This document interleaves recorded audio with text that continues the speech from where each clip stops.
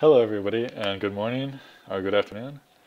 I'm Jacob Sanchez, and thanks, Joe, for letting me talk to you guys today about web design critique.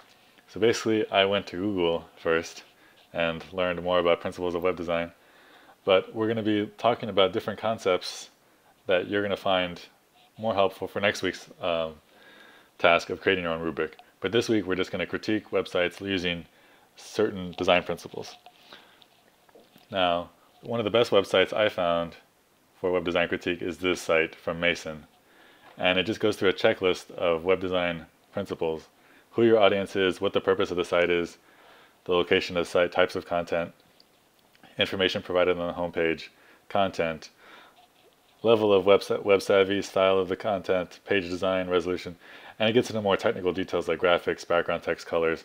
Some of those things you'll have already done for your graphic design project. But for today, we're just going to focus on three things: primary audience, the purpose of the site, and the content. So underneath each of those principles, so for primary audience, what are their needs, what are their interests, what kind of computer do they have? For purpose of the site, what kind of site is it? Is it a weblog? Is it their company site? Is it Twitter? Is it Facebook? Is it Wikipedia? Who are these people, and what are they talking about? And for content, more what the type of content that the people want. Is it video heavy? Is it going to be social media? Is it a lot of text, links, etc.? So using the first primary audience, we'll just go right into it. I don't know if everyone knows who Leo Laporte is. This is his website. And you can see right away, welcome to Leoville. My name is Leo Laporte.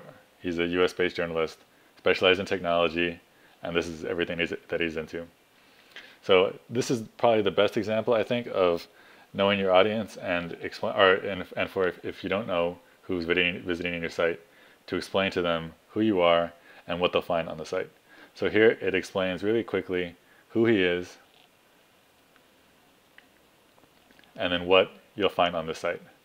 So he has his blog, he has Tech Guide Labs, he has twit, twit.tv, blogs, Google+, and for PR info. So I already know who this guy is, so all this stuff makes sense to me. So looking at it as a stranger, you might want to click on, well, okay, who is Leo Laporte? Let me click on his bio.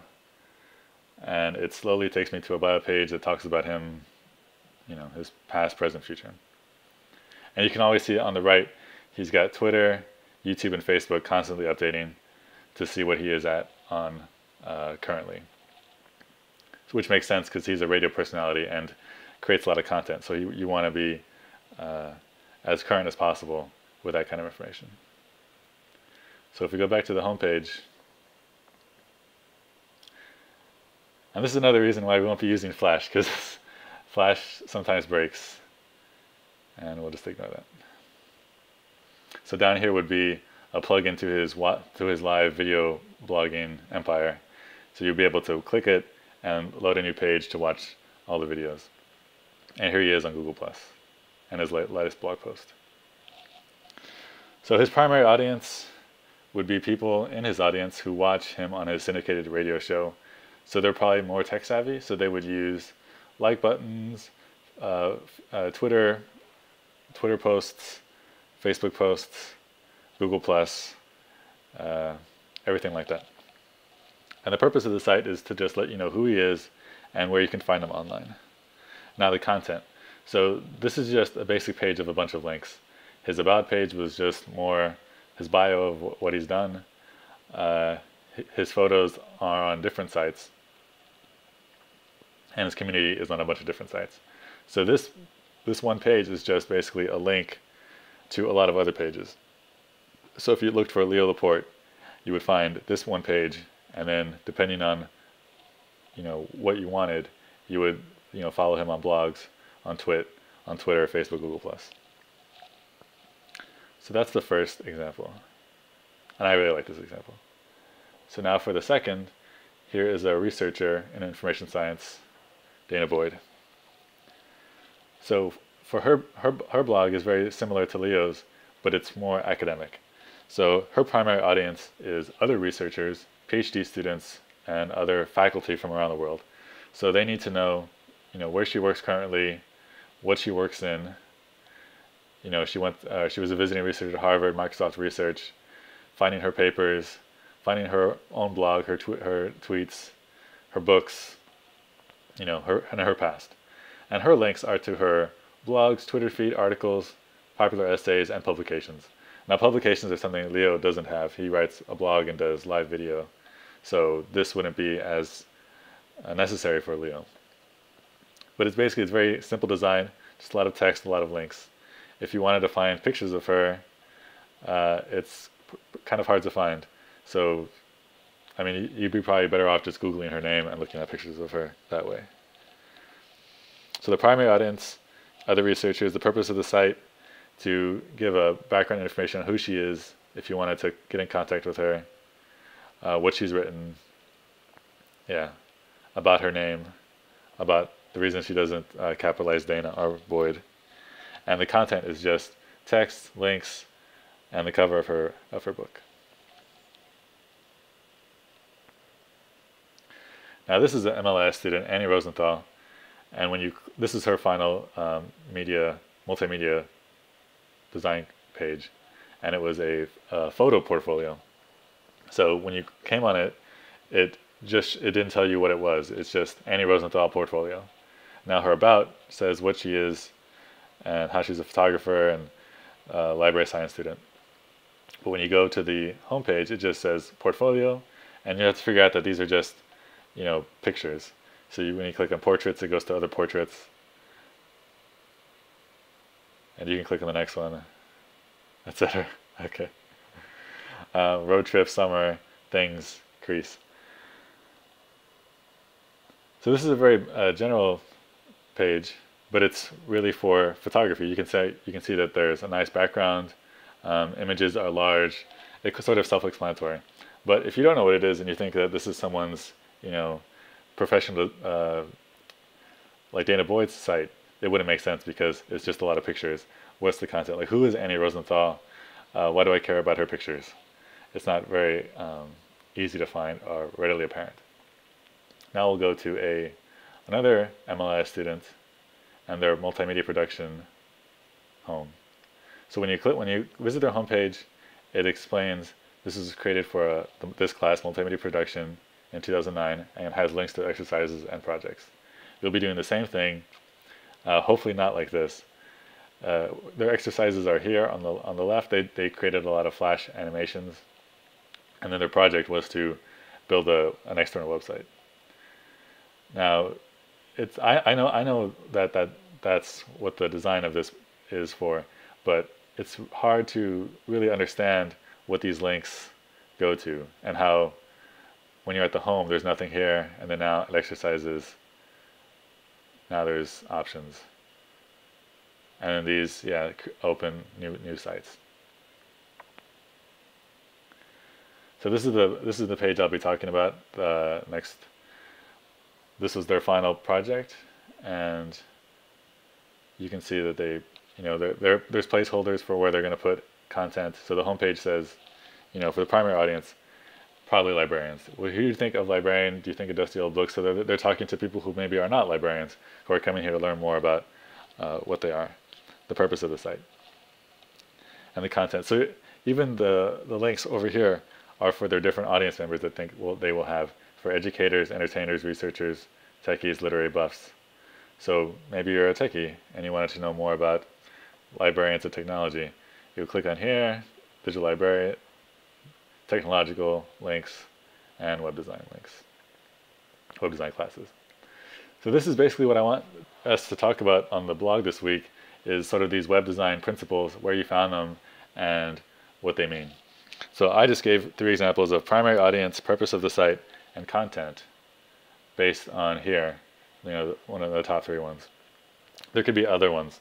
So if you're really into, the information that they provide, or copyright, or Creative Commons, or where they get their design principles from, the color scheme of this site versus the color scheme of this site, whatever you can do to find rich information for each concept. So for primary audience, the way I would grade it or rubric it, this has a great, who am I introduction of them. Leo Laporte tells you exactly who he is. Dana Boyd's, it's more academic. It tells you in much more in greater detail who she is. Annie Rosenthal's gives you a little bit less. It looks probably like she's a photographer. And this page looks like they are a MLS student at Rutgers, and they created this multimedia production page with music and a video camera and a computer. So it's the richness of each rubric concept. So we'll talk about this a lot more next week when we talk about rubrics. But for each concept, you want to have a rich example for each one.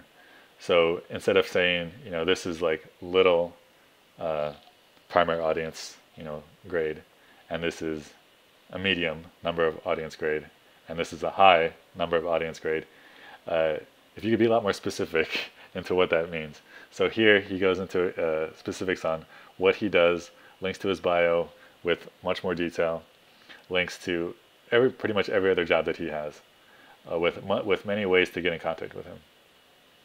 That would be good.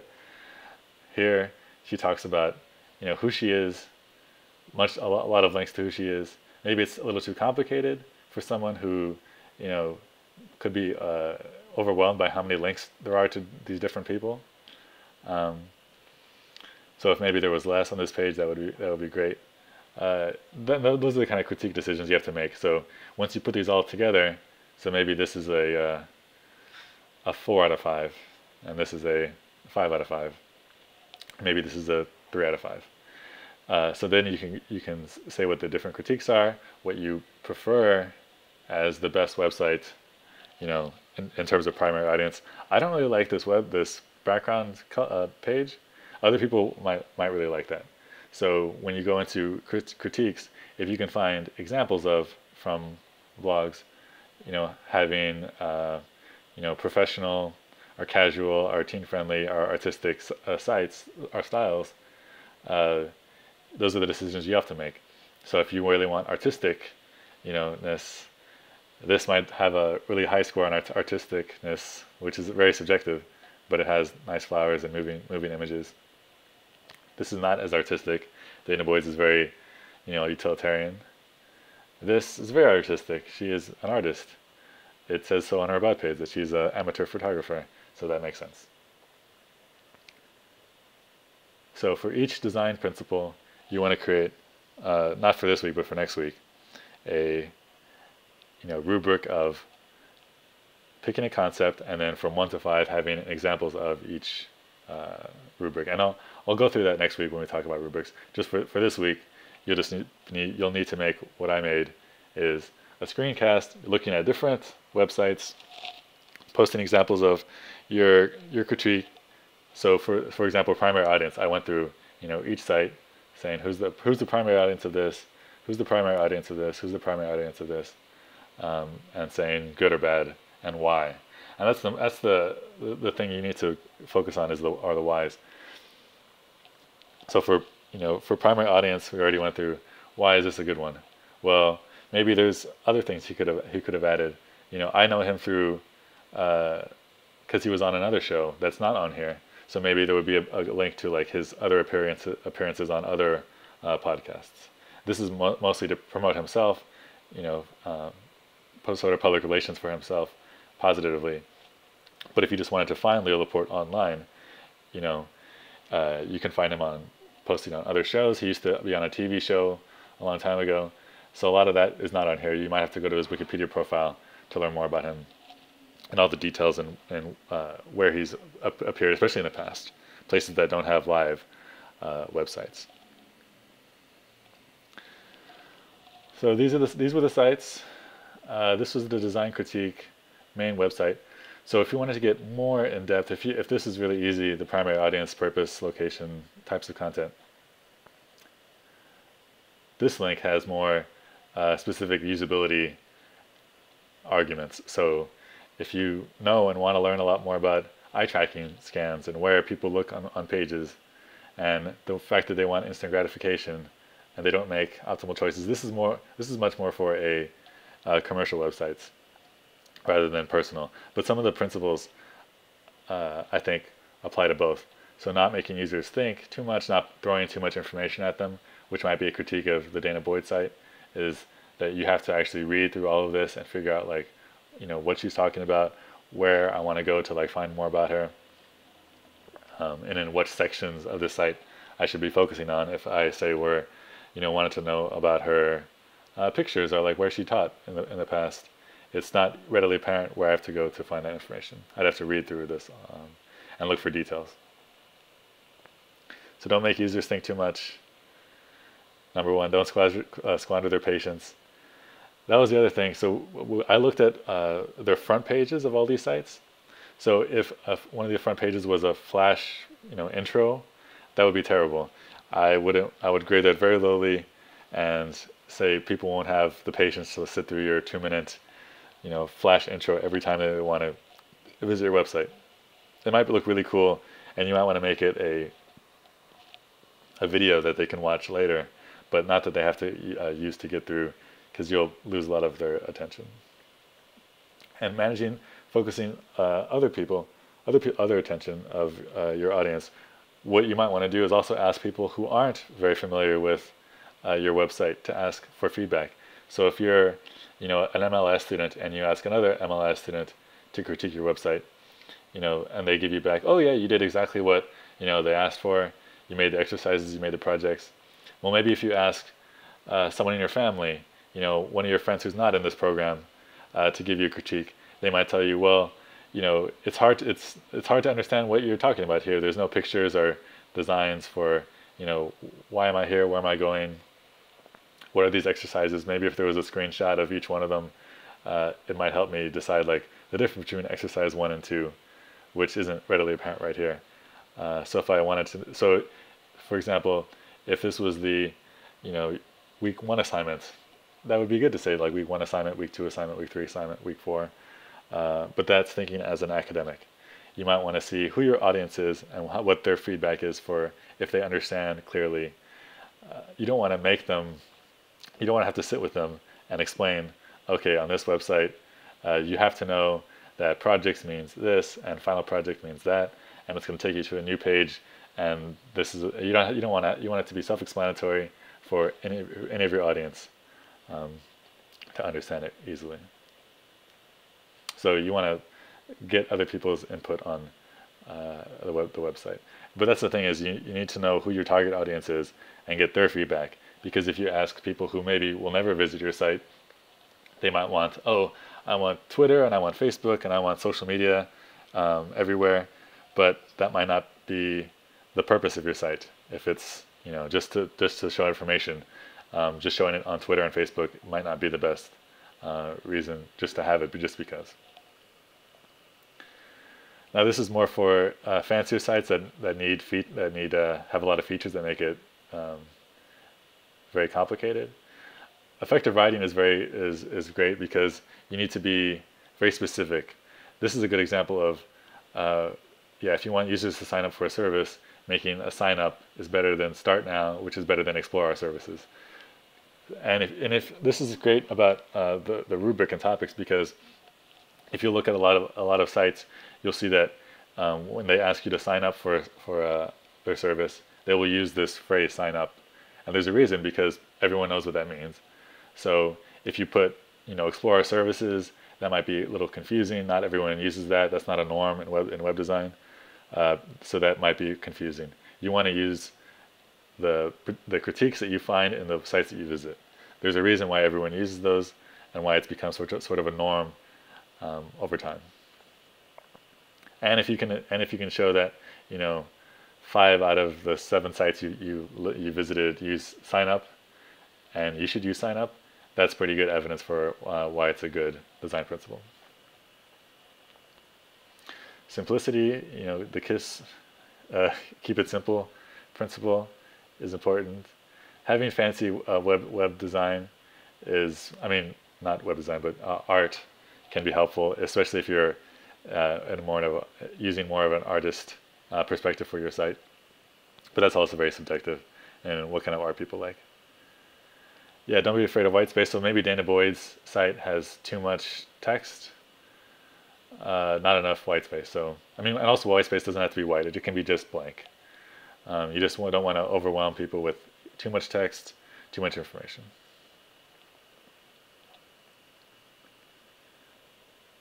Yeah, and if there's ways to organize your information in a visual way, that might help. So, for example, this librarian example, I know, a multimedia production, the different exercises. So you might, use text to explain what each exercise was. For example, week one exercise was to create the flyer. Week two was to create this. If you maybe had a screenshot of each one of them with a link to what it was, then people might have an overview of how it went together. They could just scroll through it and say, oh, I see. This is a very basic, skeleton. Here's a skeleton with a little bit more filled out. Here's a skeleton with almost everything filled out, and here's the final example. So that's a much easier, quicker visual way to convey a lot of complex information. Conventions are our friends, of course. Yeah, you want to follow user expectations. If you want to look at very specific usability examples, yeah, Jacob Nielsen has a lot of great usability examples and guidelines for creating basically usable sites, where anyone, if you have hearing or visual impairments, can see and understand exactly what you're talking about. Test early, test often. Bottom line, if you want a great site, you've got to test. So you can create your first example of what you think a great website will be, but unless you go back and critique it and improve where other people give you advice, oh, this design element looks a little too confusing for me, maybe you could simplify it, or oh, I thought you would have a lot more pictures in your site, could you add some? I mean, you don't want to do everything your user tells you and have the most complicated Flash-driven site ever, but you do want to listen to your users, make it so that they can understand it, not just creating your own website for what you think would be the best website ever. So that's it for me. We learned how to critique a website, sort of, and now I'd like to see your own examples of the sites that you visit, and if they're all social media sites, if they're web forums, if they're different kinds of sites, personal weblogs, and how you'll critique them. Will you focus on the text and usability, or will you focus more on the content? Who created it? Is it updated? Really, what do you care about in a good website? What do you think is more important?